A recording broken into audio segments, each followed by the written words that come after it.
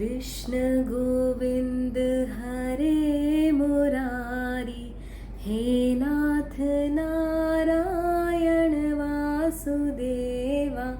श्री कृष्ण गोविंद हरे मुरारी, हे नाथ नारायण वासुदेवा। आप सभी को प्रेम भरा नमस्कार।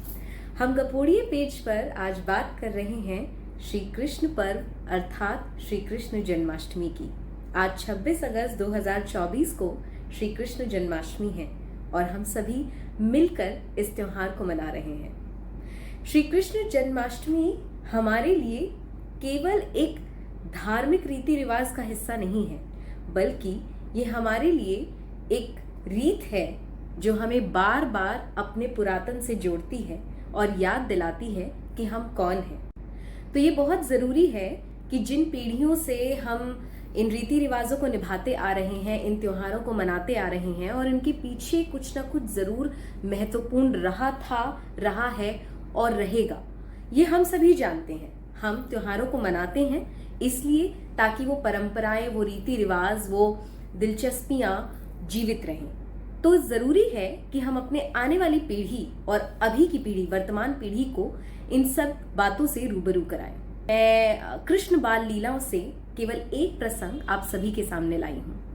ये कृष्ण प्रसंग है शक्टासुर का वध।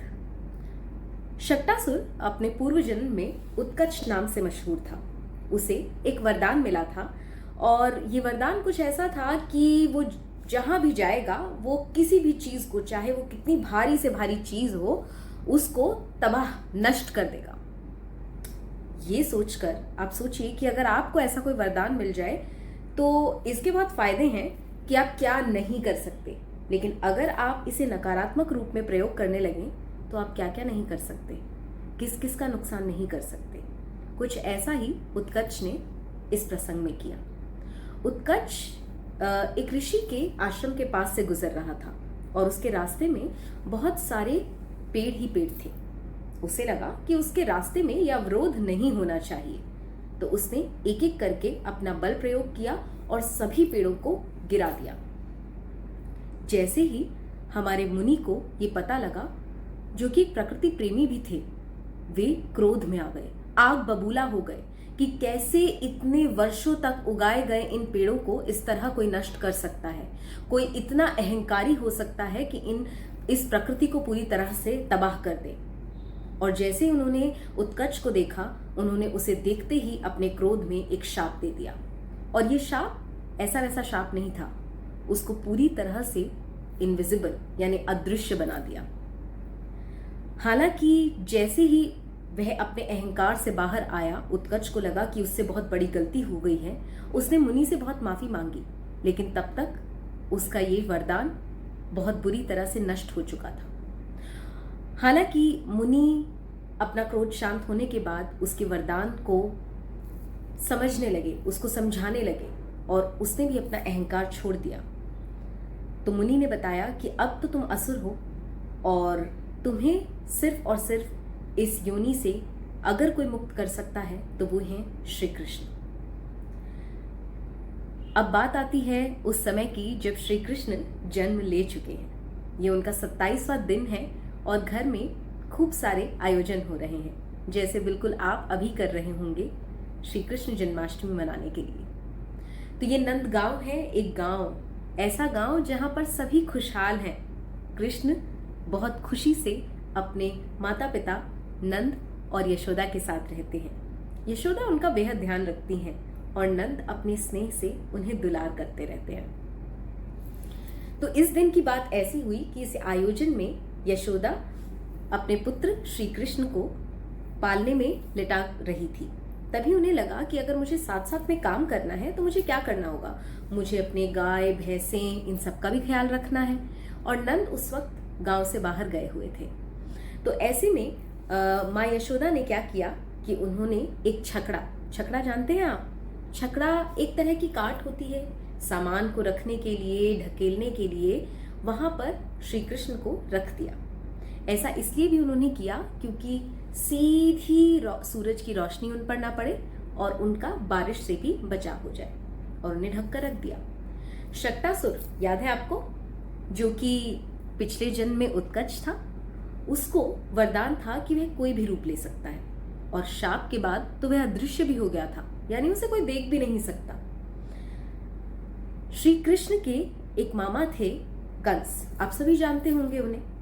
उन्होंने श्री कृष्ण को मारने के लिए अलग अलग असुरों, राक्षसों को अपने साथ सम्मिलित कर लिया और चाहा कि वो श्री कृष्ण को मार दें, लेकिन वह अपनी इस नीति में कभी भी सफल नहीं हो पाया। इस बार शक्टासुर की बारी थी।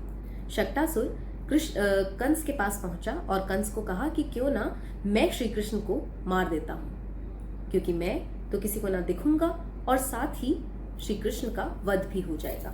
मुझे कुछ ज्यादा करने की जरूरत नहीं पड़ेगी, कृष्ण तो बहुत छोटे से हैं, कितनी ही देर लगेगी। और क्योंकि शक्टासुर को ये वरदान था कि वह कभी भी किसी बल प्रयोग से नहीं मारा जा सकता, वह कभी भी किसी अस्त्र या शस्त्र से नहीं मारा जा सकता, तो वह फिर से अहंकारी हो चुका था। और इस बार शक्टासुर उस छकड़े के रूप में पहुंच गया, छकड़े के अंदर अपने रूप को सम्मिलित कर लिया। लेकिन आप जानते ही हैं कि हमारे आसपास कितने सारे सुपर पावर्स हैं। श्री कृष्ण हमारे पुरातन काल के सुपर पावर थे। जैसे ही शक्टासुर ने उस छकड़े में अपना रूप लाते हुए श्री कृष्ण का वध करना चाहा, उन्होंने बाल सुलभ कामनाओं में, क्रियाओं में अपना बस एक पांव उठाया और छकड़ा दूर आकाश में गिरता चला गया और आकाश से गिरकर चकनाचूर हो गया। जैसे ही छकड़ा गिरा वैसे ही शक्टासुर का भी वध हो गया, क्योंकि उसके वध में कहीं पर भी ये नहीं लिखा था कि एक बच्चे की बाल सुलभ क्रिया से वो नहीं मर सकेगा। तो इस तरह से शक्टासुर चला गया और श्री कृष्ण फिर से आनंदित होकर अपने पालने में यूं ही मुस्कुराते रहे, माँ यशोदा को बुलाते रहे, नंद को बुलाते रहे। तो ये कहानी थी ऐसी जो नंद गांव में हुई जब श्री कृष्ण बेहद छोटे थे। कहीं ना कहीं ये हमें याद दिलाती हैं उन चीज़ों की जहां हम अपने अंदर के बहुत से असुरों को मार नहीं पाते, हम लगातार उनसे लड़ते रहते हैं। श्री कृष्ण हमें वही प्रेरणा और प्रोत्साहन देते हैं कि हमें अपनी चुनौतियों से घबराना नहीं है। ये चुनौतियां कुछ बाहरी सांसारिक होती हैं और कुछ हमारे भीतर द्वारा लाई हुई होती हैं।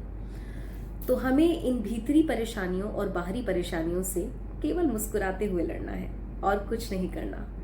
तो इसी के साथ आप सभी को फिर से श्री कृष्ण जन्माष्टमी की हार्दिक शुभकामनाएं। नमस्कार, मैं निशु, गपोड़िए पेज पर।